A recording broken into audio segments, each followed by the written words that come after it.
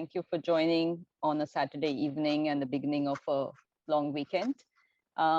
Next month, September, is Gynecological Awareness, Gynecological Cancers Awareness Month. So we thought we should start by talking about this as well as part of our Cancer Power Circle series. And for those of you who are new to us, PatientsEngage is an online platform which believes that if patients and their family caregivers are better informed and better engaged in their own health, then they will make the right decisions and informed choices. And all of that leads to better quality of life.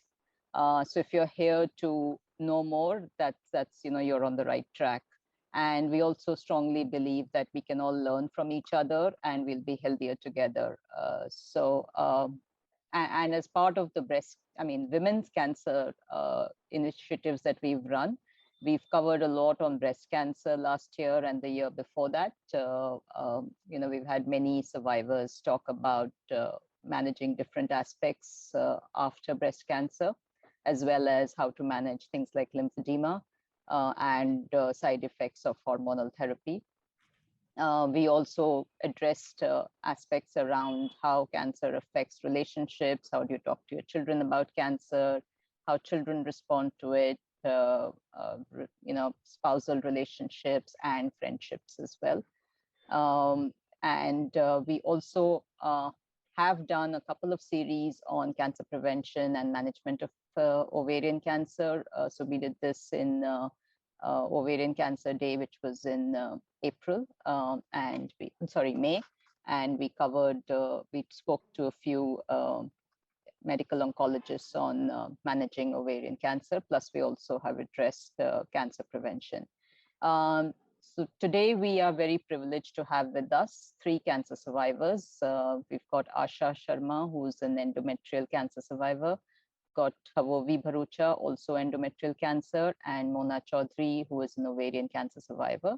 And the moderators for today's session are Urvi, Sabnis, who a lot of you know already is a breast cancer survivor, and I'm Aparna Mittal. I'm the founder of PatientsEngage.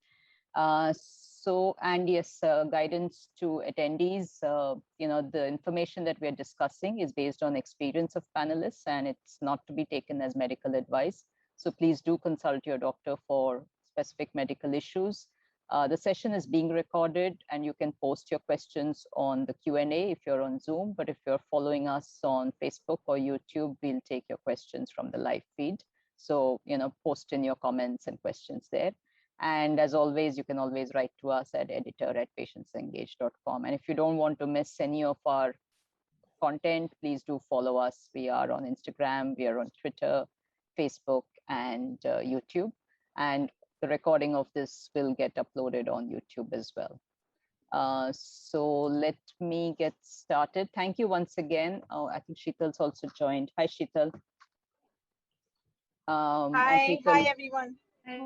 Hi, Sheetal. So Sheetal's also one of our co-moderators. Thanks. Again, thank you all of you for joining. So let's get started. If you can, Mona, Havovi, and Asha, if you can describe yourself beyond, I think at some point cancer takes over your identity, but I'd like to kind of, in a one sentence, if you can describe who you are beyond cancer.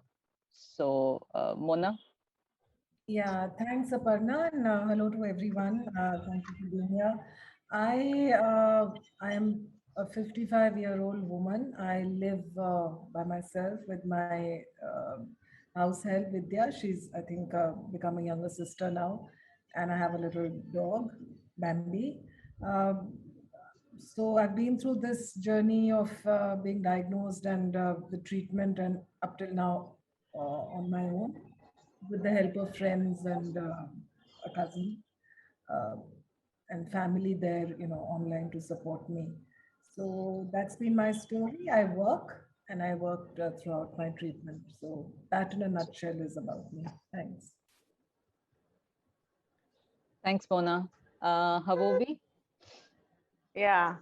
Hi. Thanks, Aparna. Good evening, everybody. I'm Havovi Bharucha. I'm a housewife.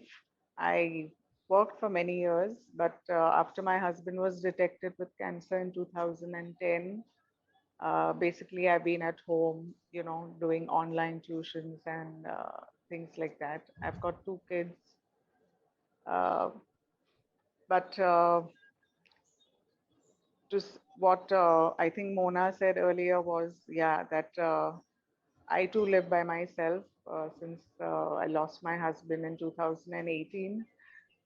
Uh, my son lives with me, of course, but my daughter is overseas studying. So basically, with the domestic help, I have been able to pull through the normal chores of the day, and uh, I am trying to lead a very, very normal life and not let my uh, cancer, get in the way, though I'm completely cured right now after my series of chemos and radiation. Uh, so, yeah, Yeah, basically, it's with friends we and yeah, family that, I've been able to cross all hurdles. Thank you. right. Thanks, Avovi. And Asha, a quick intro to yourself. Very good evening, everyone. So, I am Asha Sharma and I work for Western Digital. Uh, I am also a endometrial cancer survivor with my family and my family and my husband support. I was able to pass through this one of the toughest phase of my life. Uh, I'm the firm believer of believe in yourself. Like from the childhood onwards, I come from a very middle class family, and struggled at every step of my life to achieve something. So I was a very good athlete. So I was very focused. I'm till today I'm very focused. And well, when I was going through this cancer journey, I think I have the only goal to live more is my 3-year-old kid. Just I want to live only for him. But yes, now because I passed that phase of 3 years or so, I focus on myself. I came back to focus on myself now. So yeah, Thanks. that's about me. Thanks. Yeah, over to you, Urvi. Yeah, good evening, everyone. So let's talk about the cancer journeys of all three of them. Can I start with Mona, please? Let us know about your diagnosis, treatment, and whatever like the post treatment issues or anything you want to talk about. Thanks Can I a just lot. suggest, Mona, leave the post-treatment issues to later? Yeah. So, yeah. Okay. Thanks, Urvi. This started 5 years ago in August 2016. From a young age, I think mid 30s, I was diagnosed with fibroids uh, during a checkup because I joined a new job and a checkup was required, not because I myself had a problem and I went to a gynae. But so I was under treatment for uterus fibroids. I'd had fibroids in my breast. So the moment I told her that, she said, well, then you need to check your uterus because possibly you have fibroids there. And she was right. So I was under her treatment, and being in my mid 30s, we were on medication. And I think that's one of the reasons why I got diagnosed right in stage 1A of ovarian cancer, which is extremely rare. And even in the hospital, it's a textbook case of regular checkups and getting diagnosed very early. Surgery immediately within 48 hours of the ultrasound, which showed something. I used to go to the same ultrasound doctor for many years. And while we were chatting about fitness, he said, oh, I see something which is not good.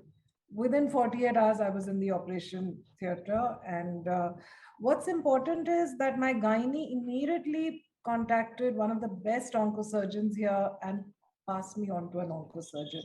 A lot of selfish gynaes don't do that. They tend to open up a cancer patient, which is after a PET scan confirms it.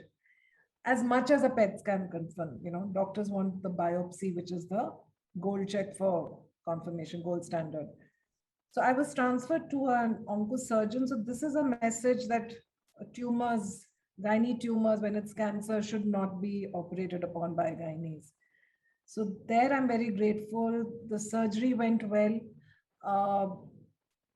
done by both my gynae and the oncosurgeon. My recovery was good. Within 3 weeks, I was put on chemo. The surgery was my treatment. Chemo was precautionary because even if one cell had escaped the big surgery, you could get cancer. So I was always told, you're not a cancer patient anymore. This is your precautionary, it's just a precautionary.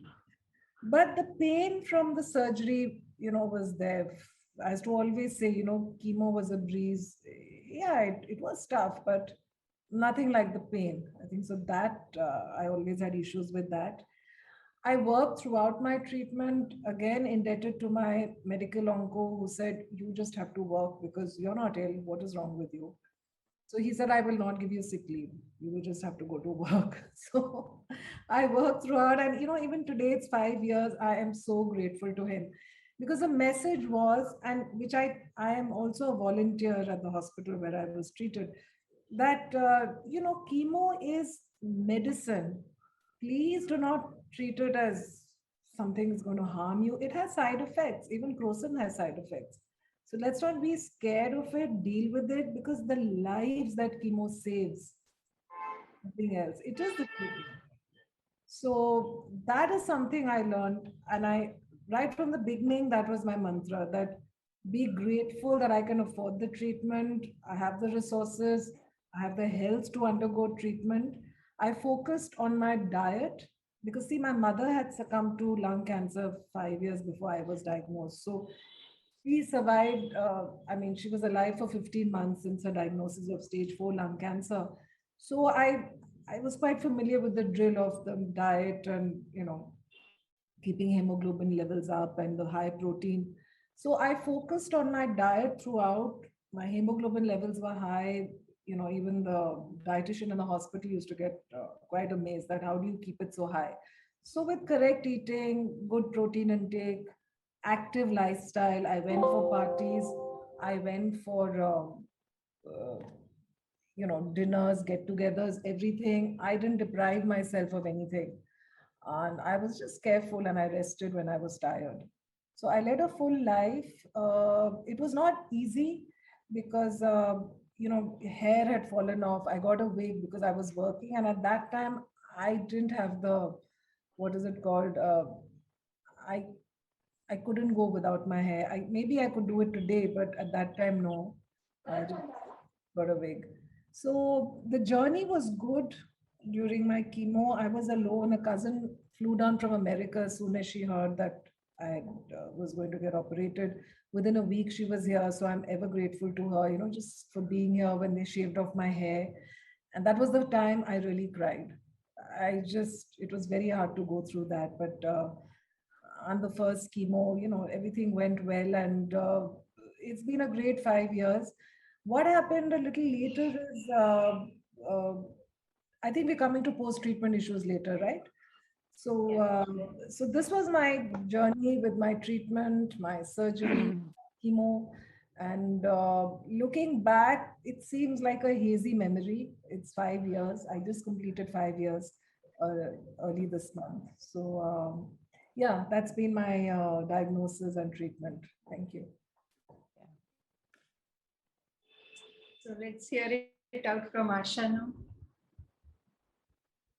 Sure.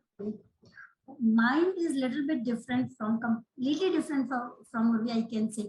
So back in 2018, my life was so good. You won't believe that I never took an injection before that.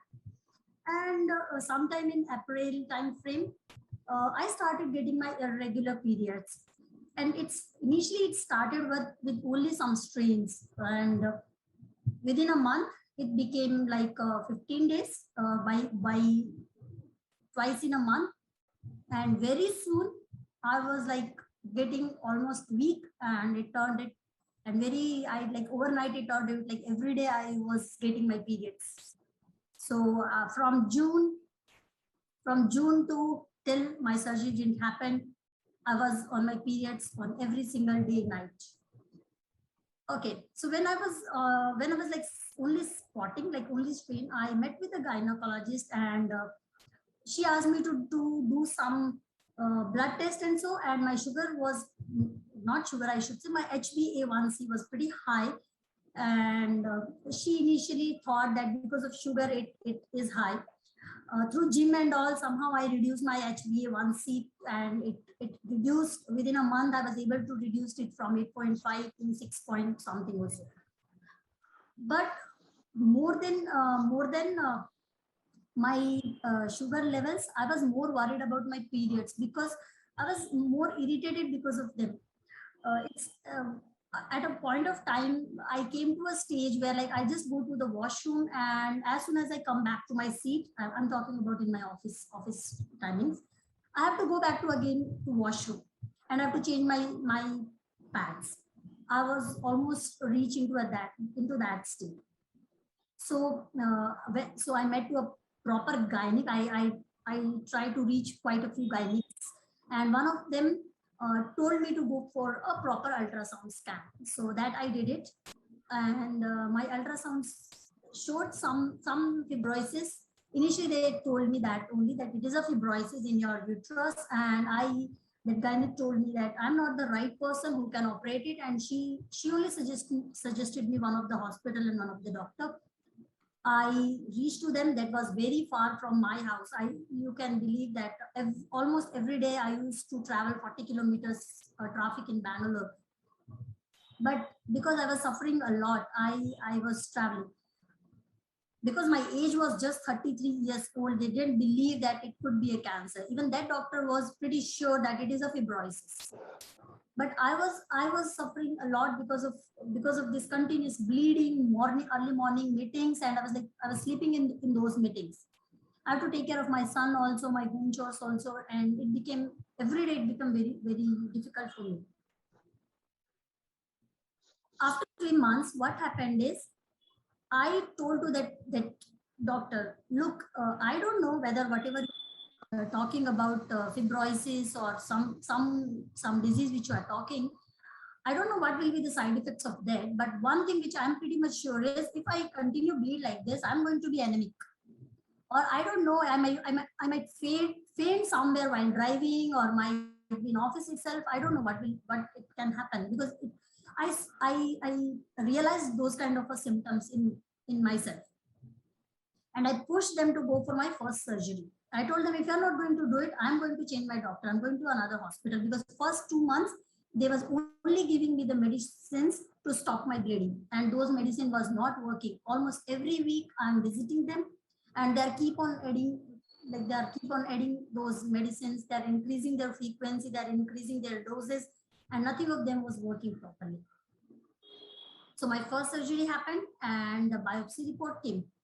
And of course, there was some, that biopsy report turned out to be a clear cell carcinoma. It is again a very high grade cancer, but because I was lucky that I got it in endometrium and it got detected early. For me also, it was mentioned that it is a very early stage. And yeah, that's how my real cancer journey started from there. And then again, chemo and radios. Again, like what we mentioned, for me also the surgery was the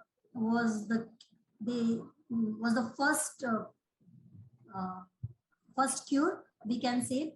And for me also, they suggested that because yours was a stage 1 and you are on a very early stage, just for the precautionary, we are giving you the chemos and radios.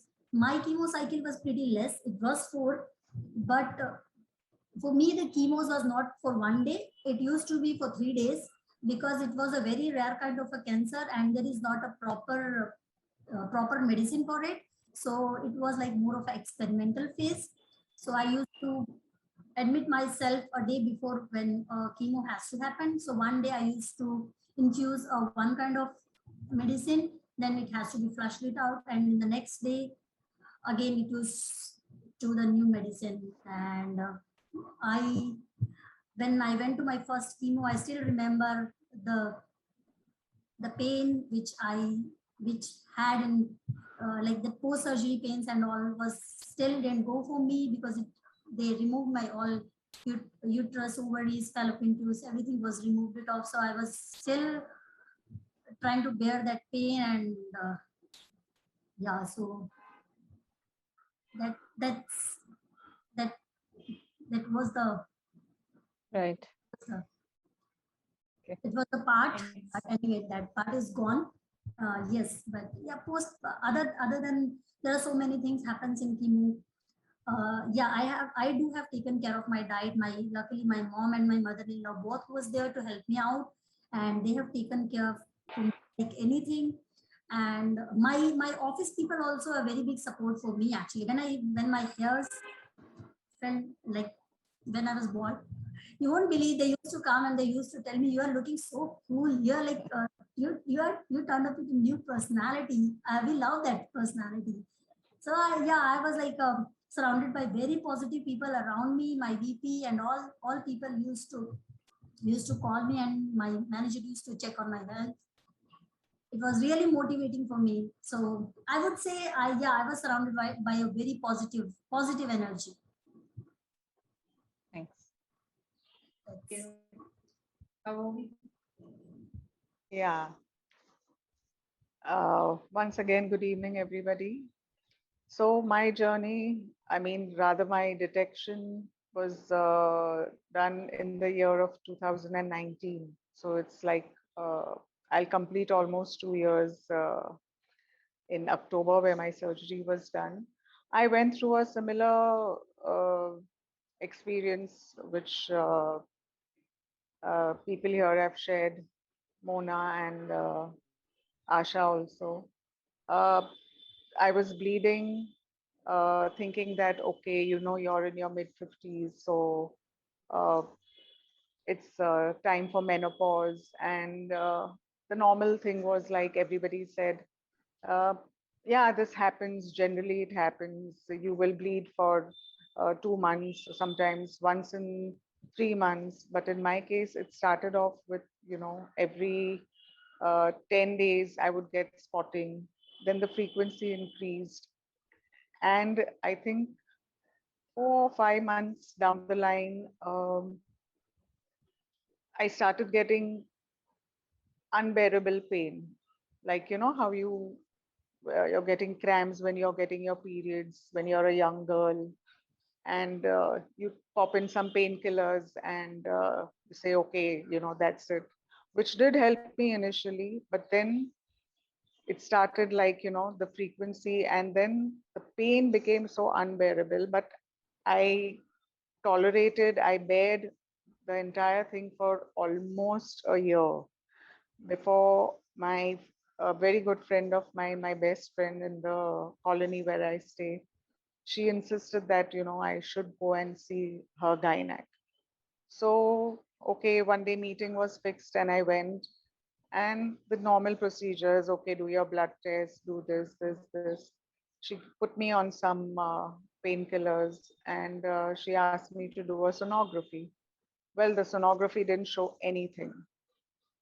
And I was still not okay with all the painkillers. Like, I remember a time when I called her up late at night. It was almost past 11 o'clock. And I told her, doctor, I'm sorry to have disturbed you at this time, but give me anything to subside this pain. I just can't bear it anymore. And so she called me next day and she said, okay, I'll do a ultrasound sonography in my clinic and we'll see what it is. So I went back to her.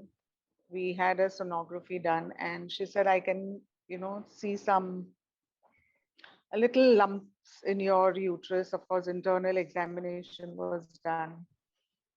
And she said, why don't we do a DNC? So I was just willing to go for anything as long as, the pain subsided and I was free from this. So after 2 days, my DNC was done, and I still remember that first night I was okay. The pain was a little less and reduced. But the second day I was back to the same thing. So in the meantime, I think whatever during the DNC, whatever was taken out was sent for biopsy. And after 7 days, when I got my report, I was detected with endometrial cancer in the 3rd stage. But nobody told me what stage I was in. So when I just read the report, my friend was again there with me, and she just held my hand, and I said, it's okay, you know, and I just lost my husband a year before that. So my only thought was, uh, what am I going to tell my children, and how are they going to face this whole thing? So I was really not bothered about myself. Like, you know, like cancer had become like, oh, so my husband got it and now I have got it. But I was just waiting to get my surgery done so that I would be, you know, my mind would be off the pain. And then I could think ahead of what is my next step? What am I supposed to do? How am I going to lead my life? But children were, of course, devastated when they knew about it. And immediately, like I think in 48 hours also, I got in touch with the oncologists, my friends. Each one was, you know, giving suggestions. Go this, go here, go there, take this one's opinion. I did go to 3 oncologists before I finally decided on the doctor who actually did my surgery. And it just like in 3 days, I was operated upon, and support of my family, friends, my children. Uh, it all went off very smoothly. I can say the pain, yes, but you know, I think I was on painkillers or morphine for the first 2-3 days when I was in the ICU. Later on, when I was brought down to the room, I can't really say that the discomfort was with all the pipes, you know, going through your hands. And so after my surgery, my cousin sister insisted on taking me to her place. And because I had a very, very good support system, positive people around me, I didn't even know till my chemo and radiation treatment was over that I was on 3rd stage of cancer. The diet that they put me on, the care, the love, the attention, every day, like, you know, there were people just, you know, at my beck and call. So I think I was lucky. I am lucky to have such people in my life. And again, the cure was already there after my surgery. The doctor said I'm completely cancer free, but as a precautionary measure, I would have to take the chemo. So he suggested 6 chemos, but my body could not take more than 4 because my hemoglobin was dropping drastically. It was at one stage 5.8, it was around 6. So they had to give me bottles of blood, which was again very painful. For me, the chemo, intake of the chemo was also very, very painful.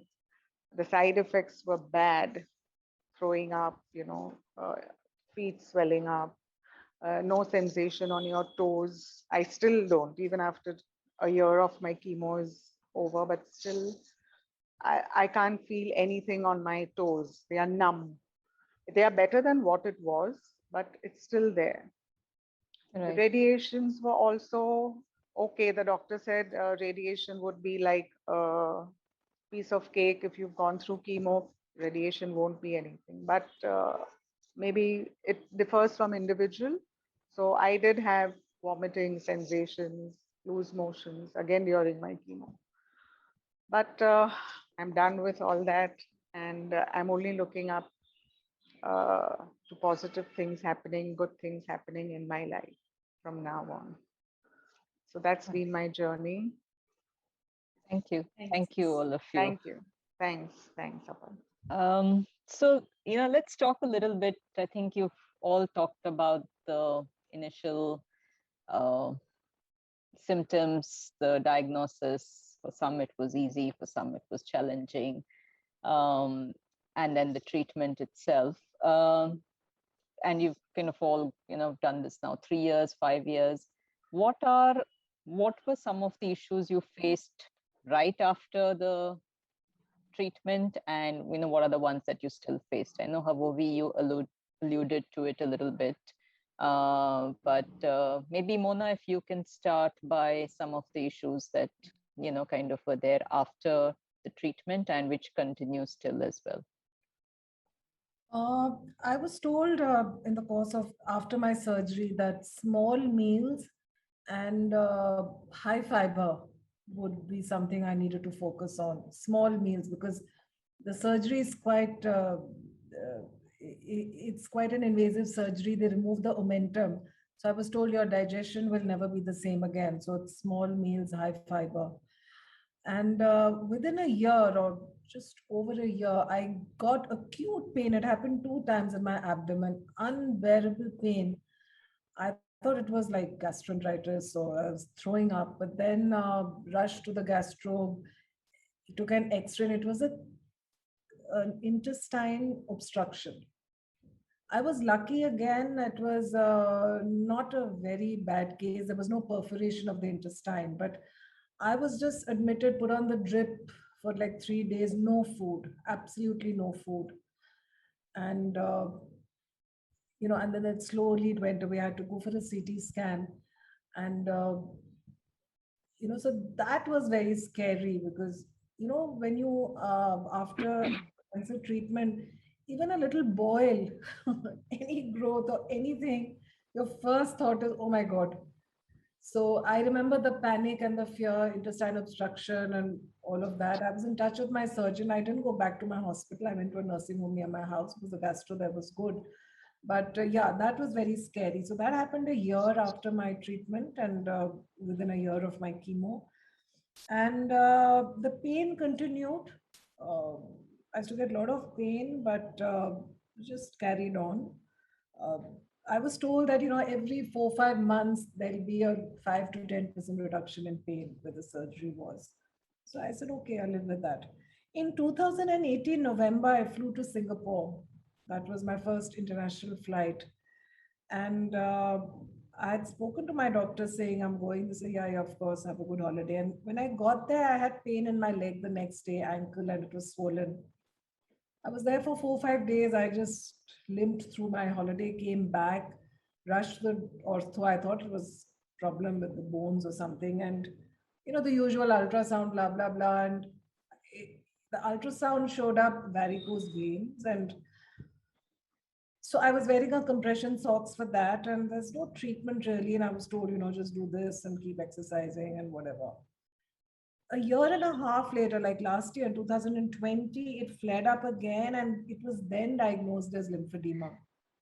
And I don't believe it that nobody told me about lymphedema. I had gone to my doctor saying, the swelling. The ultrasound report just mentioned varicose veins, and even the doctor who did the ultrasound, I had even changed doctors. He was a cardiologist. And he said, this is not due to varicose veins. It's just one leg. It is something to do with your surgery. And eventually, yes, he did spell it out because he saw me. I was so desperate. I said, I don't know what this is. He said, it's not. So then the course of treatment changed, the compression, the lympho massage, and all of that. But I really wish I had known about this. I mean, I still can't believe it that the doctors didn't tell me that this could be lymphedema. The symptoms are very similar, varicose veins and lymphedema, at least initially. Very common with breast cancer patients. Yeah. But they're not so common with the gynae cancers. But yes, they cut lymph nodes. And so... And you were not told any exercises to do? Yeah, only last year when I went. Not last year, but before that you were not. No, it was just, I was just wearing a stocking because that's what you do for varicose veins. And then they said, no, you can get the surgery done for varicose veins. It's a day procedure. And I said, okay, I'll think about it. I wasn't able to rush into any procedure. Correct. That is my biggest regret. So I really feel that we need to be more proactive. and find out about side effects. This is something I'm very net savvy. I read a lot, but I don't know how I missed this. And somewhere there is blame, but you just have to let it go. You can't keep beating yourself up. I Right. also feel that when women, I was 50, my 50th birthday, I was one day out of the ICU. I was in the ICU only for a day. And my gynae was saying, you stay back another day in the ICU. My surgeon said, out of the ICU. No need to be here for more than a day. You're absolutely fine. Though I was in pain, my 50th birthday, I only remember pain. With the maximum painkillers, the pain was too much. And, so I was at that phase of life. I had not had menopause. I was single. I had a partner. And I didn't understand the consequences of how it would impact relationships. While ovaries gone means I didn't have my menopause, didn't get my menopause at that time. So the hormones go away and they completely go away because your ovaries have gone. Regular or normal menopause, you still get some hormones, but here you don't. Right. So I understood a bit about that. Again, I read up on that. Nobody really told me much about it. And but in relationships, because of the pain, in intimacy, the issues, I wasn't prepared for that. I had no idea. And that really affected my life. As it is, I'm single, so uh, it's something which does impact life. And I really wish there is some, when you're diagnosed with gynae cancers, there is some maybe counseling that's offered to you, or at least you're told about these issues, that there is a possibility, and Right. be prepared for it. So that's something I would like to advise women: be proactive and find out about side effects and these issues, especially when you're young, because and if you have relationships, whether it's a spouse, whether it's a partner, I think it does impact relationships. So that's what I'd like to say. Yeah. Thank you, Mona. I know it's, and I think we still don't talk about a lot of these because it's like very hush hush, and we don't talk about it for older women because it's like you're supposed to be past your you don't have any sexual desires left, and then you don't talk about it with younger women because you don't know how to have these conversations, right? So I think you're right that we come across these conversations kind of, at least the good thing is now increasingly people are starting to, at least survivors are starting to talk a little bit more about this, so that's a good thing. But yeah, we do need to kind of just as I think increasingly for young patients, they're starting to talk about fertility preservation. I think they also need to start talking about these things. So yeah, let's move to you, Asha, on some of the post-treatment issues and side effects. And I can't even call them side effects. They kind of become so pervasive. So it's not side really. But anyway, let's hear. So after surgery, somewhere I feel I started losing a little bit of my memory. That is the biggest challenge I'm currently facing. And second thing, I became short temper. I don't know why. Actually, it was told to be my doctor that you will lose your temper very fast. And yes, that is showing it up. I'm trying to control it through yoga, or like I'm trying to resist myself. But yes, there are a few things which is out of my control. Then the biggest thing which again I saw, like as Urvi mentioned, I do have so much of burning sensations in my genital areas, because for me, not only what they call, sorry, I didn't know the proper name, what they call Aparna, when they call Sexual desire? No. When they move your ovaries and okay. bilingual. Right. Yeah. So they remove all those organs. Yeah. So Yes. yeah. And yeah, in my case, there was a small portion of vaginal part also removed because it was a clear cell, I think, just because of the precautionary part. Right. Yeah. I do have a lot of burning sensations in my leg. those are the major side effects which I see, and I don't know because of the steroids or because of what. I have to take care of my sugar levels, checked very regularly. It's like almost every week I go for my sugar test, and every 3 months I go for HbA1c actually. So Sorry, yeah. are you taking steroids or hormonal treatment? No. Now I'm not taking. Not, but that time. Whatever that chemo time, because I just had a gestational sugar when my child, like when I Right, gestational diabetes. Okay, right. gestational diabetes, yeah. Right, okay. But yeah, I do have a history. My father is a diabetic patient, so right. I don't know. But I never faced the diabetic prior to this chemo stuff or radio stuff. Right. Yeah. But And I think, yes, yeah, because of the forced menopause, I think it makes you more likely to have, heart issues and diabetes issues. So. Yes, and constipation is the biggest challenge for me every day. And I have to drink a lot of water. I have to take care of my diet very properly. If I eat less, then I will suffer. If I eat more, also I will suffer. So I have to be very precise in my dieting, the diet part. Very sweat. I feel very sweaty. Like I get very fast in my face and hands. Yeah, those are few of the side effects. And yes, sexual desire also, me and my husband are trying to figure it out what is the best way we can come up, because we both are pretty young. We are trying to figure it out how we can improve our intimacies. Right. So we are still in the exploring. I cannot suggest any proper guidance, because we two are still exploring, because those side effects are still there for, and he knows, understand my pain actually. He understand that, okay, and I think I feel too much of burning sensation, that I feel somebody has put a burning fire inside my genital parts actually. That much heat I feel inside my body. So that those are few of the symptoms. Right. So yeah, thanks. Yeah, sorry, you were saying something else, Asha. No, just I'm saying that if I don't go for a walk for one day, next day I will suffer a lot for some other symptom. Right. I became a phobia of walking now. When people say walk, I get, though it is a part of my daily life, but I get a phobia. Oh, I have to walk more. It's like there are so many things which made me so much of phobic in so much of stuff. Right. Correct.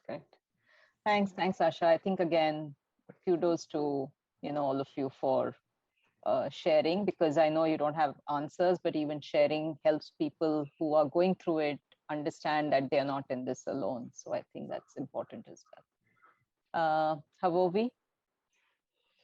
Yeah, in my case also, after my chemo, like I said, there was complete numbness in my legs. I still remember it used to really hurt me, like nights I couldn't sleep because there used to be like a shooting pain going down from, my knees all the way down to my ankles, toes, of course, that thing of, okay, maybe it'll go, then till the doctor said sometimes it stays for a year or two. So that was this thing which I'm still living with, the numbness in my, the pain of course is not there, but there is complete numbness in my toes, all the toes. And there is swelling in my left ankle only, which happened only recently in the sense, last 8 months, when I was also diagnosed with fracture in my spine.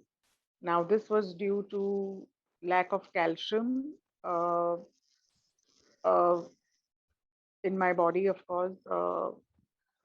I was not categorically told or emphasized upon, having my calcium and vitamin Ds, and the radiations would affect my bone density. So because I was, going through with a lot of, like when I finished my chemo in a month's time, I had to start my radiation, and that was all during the lockdown.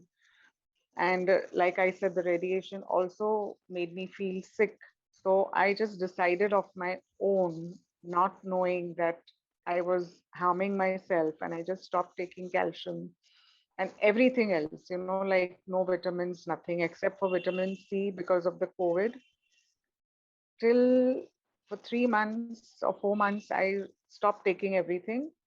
I said I'm going to, detoxify myself completely. So I would be on juices and fruits, and that was my normal diet every morning. Right. I was told not to put on weight, but because of the COVID, there was no activity, there was nowhere I could go for walks. And because we were told our immunity is, very low and you should not be interacting with anybody, I was at home. So after I stopped taking my calcium, uh, in 3 4 months, I started getting this abnormal pain in my back, which I thought maybe, it is because now I'm doing a bit of housework, I'm getting back to my normal life. It could be, just a pain, a sprain. So again, Right. started taking painkillers till the pain became unbearable. Then, of course, I went and met my oncologist to, tell him, and I was due for my uh, visit to him after 1 year of my operation. So then he suggested, he said, no, but anyway, you're going in for your PET scan. So have a detailed one. I'm going to write it down even for your lower back. So in my PET scan, it was shown that L4 and L5 were compressed. Like when he said fracture, I'm like, but I didn't have a fall. So he said, no, this could be due to the after effects of radiation. And it was foolishness on my part, because had the doctor insisted that this could lead to these things, I would have been more aware and I would not have ended myself up in this mess. And I'm still suffering. It's been 9 months now. Last year December, uh, I realized that this pain is there. Couldn't sleep for nights together till, of course, later on when I came to know after 2 months that I had this fracture, wearing a belt. And then, of course, bone density test was done, x-rays were done. I went and met a spine specialist. So he said, you are on the borderline, but you're still okay. It's on the onset of osteopenia. So now after 9 months of taking, vitamin D's and calcium and, complete rest, lying, sleeping flat on, without cushions, I mean, without pillows under my head, I am a little okay and I am mobile. I can move around and, uh, but yes, this was one of the side effects that I went through. Apart from the fact that with chemo, you lose all your hair and you get pigmentation on your face, no eyebrows. So uh, that was also a very challenging part to see myself, in the mirror. But I think I was okay with it, because it didn't affect me a lot. But initially, yes, the day I went in and shaved my hair, I cried a lot. But like I said, I had supportive family and my cousin sister who really went out of her way to be there for me at every stage, every checkup, every doctor's visit. So yeah, I think it's very good to have a very supportive family, friends, whoever are there at this point of time in your life to be with you. Right. So I think awareness should be there that when you are taking chemo and radiation, you need to be in perfect health, in the sense your diet, your vitamins, whatever, and you need to, of course, I don't uh, know the reason why the doctors didn't emphasize, but they probably thought that I would be taking these normal things, because I had did mention to them that yeah, I'm taking B complex and I'm taking calcium. But I was not told categorically that don't stop, or during these sessions, this is what could happen. I Right. don't know if everybody goes through it, but at least it affected me to a very, very large extent. Yeah. So I think the So one message for people is that if you are already taking and the doctor has not asked you to stop vitamins and supplements, then if you do decide to stop, these check with yeah, them, right? please So, do. and Yes. Yes. And I think osteoporosis is a known risk of both treatment as well as post-menopause, right? So, so that's something that I think all cancer patients should be very, very aware of. Yeah. Yes. And I think that's one of the things, right? So much of the focus of side effects is on something like hair loss, which comes back kind of, most of the time. But some of these longer lasting effects don't get talked about or don't get discussed. So I think really, again, thank you for highlighting these issues. Yeah. And for those of you who are still watching, thank you for watching. And if you have any questions, again, please do. I know there's a lot to take in with these experiences, but yeah. So if there's any question or any, anything that you would like to share, please do so as well. And we are talking to Mona, Havovi, Asha, and along with Urvi and me. Okay. Sorry. So Urvi, I think you have a few more. Oh, sorry. Yeah, Mona, you had say something. Yeah, Mona wanted to say something. Yeah, Mona. There's something I forgot, and I say this to many patients. I'm also a volunteer at the hospital where I was treated. It's a message for the caregivers, for the family, that please don't make an invalid of your patient. I do see this tendency to, mollycoddle the patient, and almost all the time make the patient aware that you're not well, you've got cancer, you have to do this, you have to do that. Too many restrictions are placed, and sometimes patients have cried to me and said, we want to do more, but they just don't let us do it. Like, why? I can do it. And because chemo again it's a medicine, and unless you're terribly ill, just families, please let the patients be as normal as they can be. Yes, if they can't do certain things, of course, but don't make them more of a patient than they already are. Thank you. Thanks. So, Asha, I wanted to ask you, your son was 3 years old, you said, when you were diagnosed? Yes, Urvi. So, was there any way you could communicate about your illness, or did you communicate it at all? So, Urvi, in my case, what happened is my brother's marriage was there. So, my operation was first operation in September, and the major operation happened in October. And my brother was getting married in December. So, somehow I chose not to talk to my parents about all this stuff.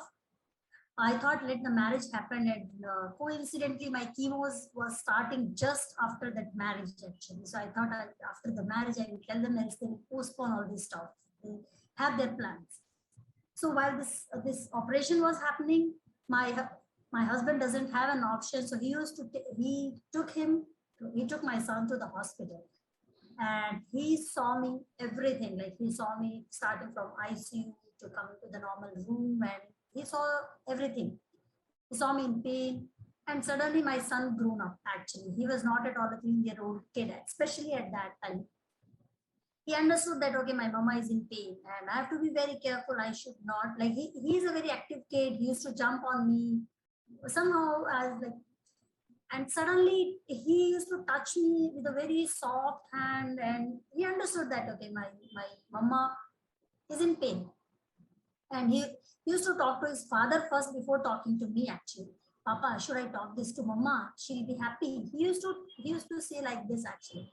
So yes, what I feel is kids understand. Kid understands us, and we should be very open in the communication. Even today, when I go for my regular checkups, like every 6 months, I have to go to to the cancer hospital, and I always tell him that I'm going to the hospital where kids are not allowed, and he don't even ask a single question after that. He knows that, okay, where mama is going. So as soon as I come back, he's waiting for me and he just want to know whether I'm fine. So I think, yes, with our journey, they also became more responsible. More responsible, yes. Yes, Aparna, thanks. Yeah, I think again, I'd like to highlight that. Sorry, Urvi, I just want to make a point and then you can continue. I just want to highlight that, I think often I've spoken to a few people who are very concerned whether they should share with their kids, or they assume that their kids are not aware and they try and hide. And I think most kids, even if you try and hide, do pick up on it. So, ultimately you live in the same house, they are seeing things. So it's better to find ways to communicate in an age appropriate way rather than try and hide. Sorry, Urvi, go ahead. Yeah, Aparna, else you don't know what is going on in their mind and what they catch the information. Correct. Yeah, there is one more point I also want to add it here. After my chemo and radio, you won't believe, I was running marathon actually. I was running marathon TCS 15K marathon just after finishing my chemo. So there is no limitation. There is no limitation, as Mona also mentioned, that they're just chemos are just some medicines, and if we are mentally strong, and then we can do anything. I have a certificate also that I finished that 15K within the time limit. I might be the last person to finish that line, but I am happy that I was able to finish it off because it improved my morale. Go out, talking to the people, challenge yourself, because you have already challenged, right? Taking chemo itself is the biggest challenge of your life. And if you are able to pass that challenge, there is no other thing which you cannot do in your life. Let's add a rider over here that after consulting a doctor, take the challenge. No need to run. We can just talk, right? It is just, yeah, we can talk to the doctor also. Doctor, yeah. So, how old were your children, Havovi, at the time of diagnosis? 22 and 23. But still, for them, it You was. have a son and a daughter? Yeah, one son, one daughter. Yeah. My son is now he is 25. My daughter is 24. But for them, mainly it was because they had just lost their father a year before I was diagnosed. Mentally, it affected them, though they knew because they had seen their father in and out of hospitals. So, for them, they were scared that mother will also have to go through all this, or, that same pain. And like my husband was given only 6 months, we knew he would live only for that much time after he was diagnosed the second time. So I think mentally that is what they could not, it took a very long time, especially for my son, who is now, he is, I think, a little, otherwise he had become very, he had just, there was no expression, there was no feelings. He had just become like one stone. I can say that. My daughter, yes, she opened up, she cried a lot.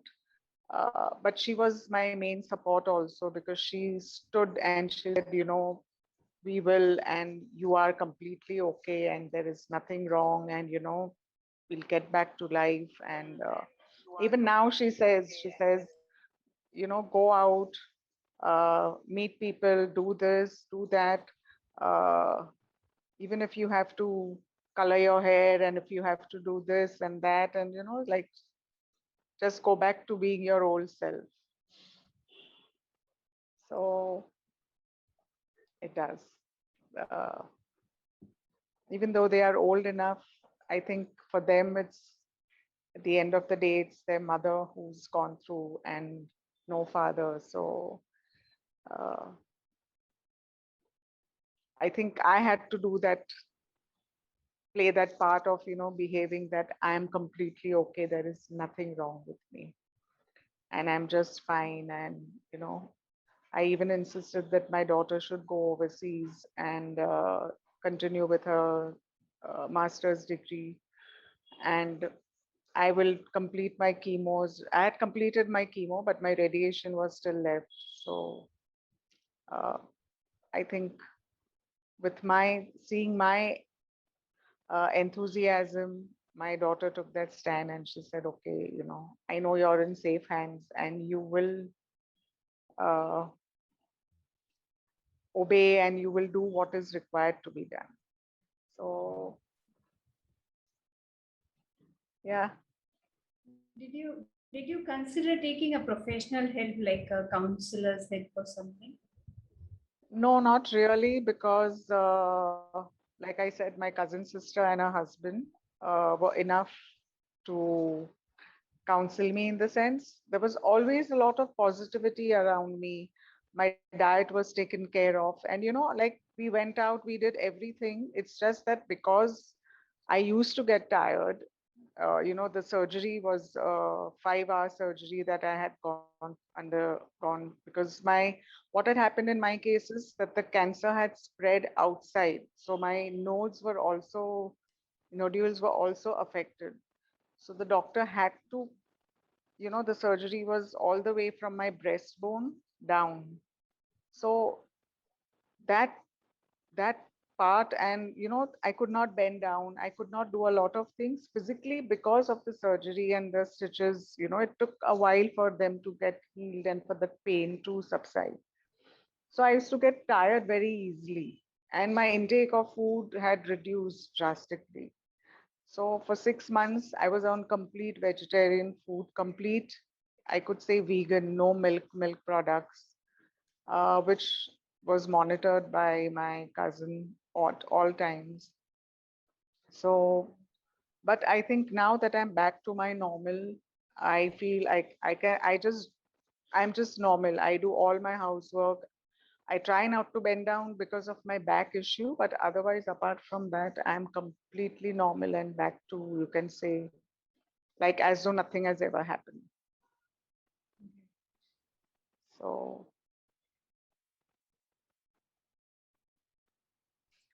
That's tough when you have some residual pain, and osteoporosis also causes yeah, kind of pain, and you said you also have neuropathy.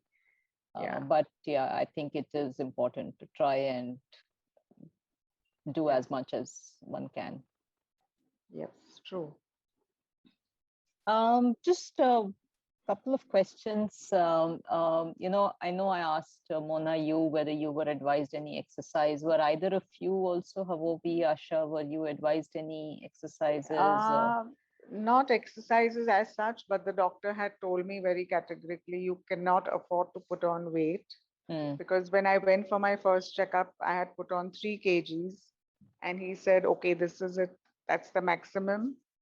So you have to take walks, you have to eat a high protein diet, and just keep yourself busy and active. But as such, no exercises, nothing, because I Right. guess I had already told him before that I was pretty active, going to the gym, walking. So he said, will you continue? And I was really looking forward to. I said, yeah, once the gyms open up after this lockdown, I will be hitting it. So as Right. such, nothing. Yeah. Right. And Asha, were you advised anything? No, Aparna, pretty similar. Don't put on too much of weight and live a very healthy and active life. Right. Right. Yeah. And in terms of, I know some of you have talked of some of the things that you wish you had been told. Any, do you want to summarize that in terms of any advice that you wish you had received? I know, let me start with you, Havovi. I know you've mentioned a couple of things, but if you just want to quickly summarize that. I think you just have to listen to your body. If you feel there is something really abnormal, do not stretch it. Do not, think that, okay, it could be this.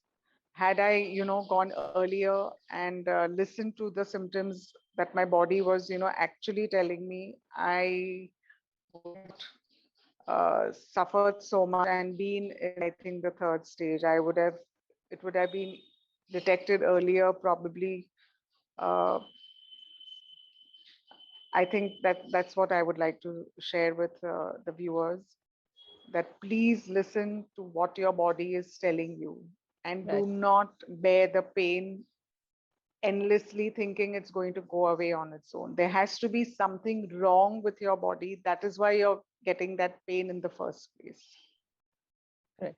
So Absolutely. I think good point. Yeah. Thanks. Asha? Yes, I also completely resonates with Hawaii.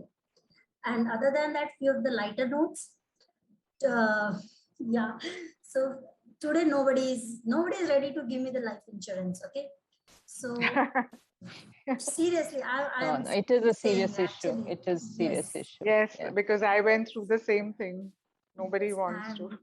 correct. And being a financial like you, I am financially strong from so many years. So now I really, though my parents don't say me that we won't give you money also, but yeah, I resist myself actually, and I firmly believe that whoever very young, like as young as possible, we should start looking into the life insurance. Some of you might be like, some of you might be working also, but apart from your work, I strongly recommend to have proper planning in your life, because you never know, anything can happen to us at any point of time. And before it became very late, let's take a smaller step. Let's think about us, about family, about kids, about parents. So that is one Right. more point I would like to add upon. Yeah. And I think I'd like to change that, not just life insurance, but also look at health coverage, because I think that's another element. Often we look at it at a later stage, and it becomes more difficult. So earlier the better. And your corporate one is not enough. You should also, make sure that you supplement that as well. Yes, Aparna. And please go for regular health checkup. That is the most important thing. I have few friends, I'm still, I can say my age was 33 when I got detected, when the cancer got detected. I do have few friends, for them the cancer came at as early as 23-year-old, 24-year-old. I just request everyone, just go for once in a year regular health checkup. If you're working anywhere, corporate people are paying for that, please go for that. Just don't go only for your parents, because most of my friends do that actually. They go for their parents regular health checkup, but they are so scared. Why? Like I still don't understand it. In my case also, I survived. Seriously, I survived. Doctor says that because it was in an endometrium, else there was no reason that you could have survived actually. The symptoms was caught very early stage, and I was very proactive, talking to the doctor, like forcing them for my operation and all that stuff. But yes, regular health checkup is very, very, very important of our life actually. Right. Thanks, Asha. Mona? Yeah, Final words. Yeah, I will echo this about insurance. I've taken insurance for, I have 2 house help, my cleaning lady and Vidya, who lives with me. So that's something I said, they just have to have health insurance. So I've got these 2 policies for them, and I will pay the premium till the time I'm alive. And secondly, checkup. I'm a classic example of, I'm a textbook case of regular checkup for years. I started calcium in my mid 30s, and even now my calcium levels are very high. I mean, doctors can't believe it sometimes. So I think regular checkup is what saved my life, because ovarian cancer symptoms are bloating, discomfort, maybe a little pain, heavy bleeding, all very normal for many women. We all go through bloating and all of this. And I had no symptoms. I was running around between office and, the usual life. And this checkup, she told me in April, and I went in August, because, and maybe if I had gone in April, maybe nothing would have come up. And then 1 year later, it could have been a little late. So somewhere there's destiny, but yes, for 15 years, I'd had regular checkups. And, also my mother succumbed to cancer. So I was also a caregiver. My parents died within a year of each other. And then 5 years later, I was hit with cancer. So yes, I guess it was all a bit much. But, being alone, I'll just say that when you really have nothing, your wall is against the back, you manage. Again, and I've become a case of, all by myself, no family, nothing except my house help. and a cousin who came for a few weeks. And yes, friends are there, but they're not busy with office and work. They would all say, we'll come in the evening. I'd say, no, I'm tired in the evening. I'm working the whole day. I can't entertain people who are coming to see me. So I really was on my own a lot. And, but, you know, it can be done. I still feel that people around you, you know, their fears, you know, rub onto you. So I would really, you know, request people, you know, when they meet somebody who's got cancer, please don't treat it like, oh my God, you know, you should not have death written on your face when you meet a cancer patient. Thank you. Yeah, I think Urvi is also very passionate about this topic about. Yes, yes. It reminded me actually, I used to in mall without hair actually. I didn't wear wig throughout my journey. And I used to walk on the mall and people used to saw me like, oh, I said, I'm not going to die because I don't have hair. Right. It is my choice that I just want to visible like this. Yeah. Yeah. Good. So I think unless anybody has anything else that you'd like to say, Urvi, do you have anything else you'd like to say? Otherwise, I think we are over time. So I'll just. So yeah, thank you so much, all of you, for sharing your experience. I think it isn't, and as you know, Mona, you said ovarian cancer is a silent killer, which because of the fact that some of these early symptoms are very, very easily confused. And with endometrial cancer, often women who are still not yet menopausal kind of ignore it because, you know, they think it's, you know, sometimes it happens. There's some spotting that happens, so it's excess bleeding and so on. And it is important to take those symptoms seriously. And I think especially if it's combined with pelvic pain, back pain, I think those are signs that you should really watch out for because again, women are used to back pain all the time and don't think that it's related to anything else. So, you know, so I think it's important for each one of us. And if you're women watching this, please do take your symptoms seriously. And, you know, if you do have a tendency of fibroids, as Mona said, make sure that you're doing active surveillance and doing regular follow-ups to check up on them. So, you know, there's a whole bunch of things there. But I think it's really important to be vigilant. And again, thank you to the three of you for sharing some of the, again, you know, we don't talk about survivorship issues. We don't talk about life after cancer enough. So I think thank you once again for shedding light on that because, you know, there is a lot that goes on with each one of us. And, you know, it's important that these are talked about and people are aware that these issues come up so that, you know, you're not surprised. And be it osteoporosis, be it chemo brain, be it forgetfulness, be it vaginal pain and so on. So I think it's important that we stop being shy about it and talk about it and make sure that people take these issues seriously as well. Thank you. Thank you once again for. Thank you, Aparna. Thanks, Aparna. Thank you, Aparna. Thanks. Thanks, everyone. Thanks so much. Thanks, everyone. Thank you.